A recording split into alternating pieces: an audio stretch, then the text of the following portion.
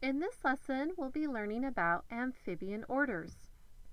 But first, let's discuss the evolution of amphibians.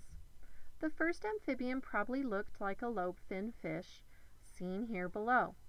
This fish is called a coelacanth. However, the first amphibians had legs. In this diagram, we see the bones in the fins of a lobed-finned fish. At the bottom, we see what depicts an early amphibian. We see that the bones in the fins have been enlarged and modified to allow the animal to walk on land. Here's another diagram depicting fossils we have found that show the transition from water to land-dwelling amphibians. The transition to land required animals to make several adaptations.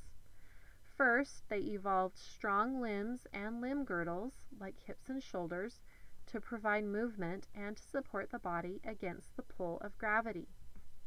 Second, they developed lungs to breathe air. And third, they formed a sternum or a breastbone to protect internal organs.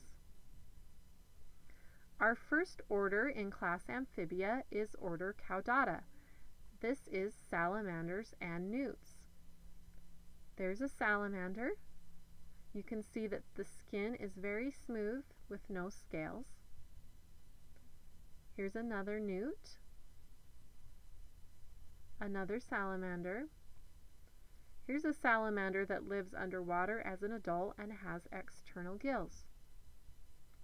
And here is the world's largest salamander, the Japanese giant salamander. Order Caudata. Caudatus literally means having a tail. This includes salamanders and newts, and they have long bodies and tails. Both adults and larvae are carnivores. They may have lungs, external gills, or both as an adult.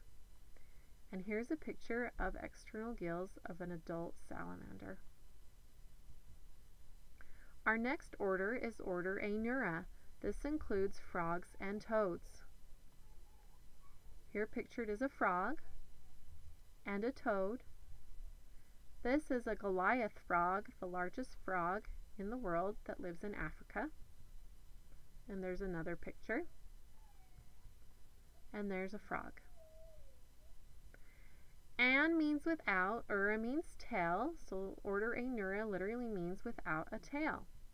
These are frogs and toads.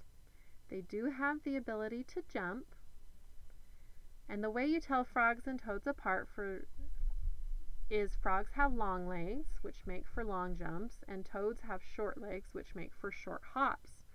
Frogs are also generally more closely tied to water as adults. The frog life cycle is pretty famous. The eggs are laid in water and the tadpoles hatch. Tadpoles do have a tail, but they lose that tail and develop into an adult frog. Our last order in class Amphibia is order Apoda. These animals are lesser known and are commonly named caecilians. Here's a caecilian mother taking care of her young. A means without, poda means feet. So caecilians, which is their common name, are the least known of the amphibians, and they are legless. They have no feet.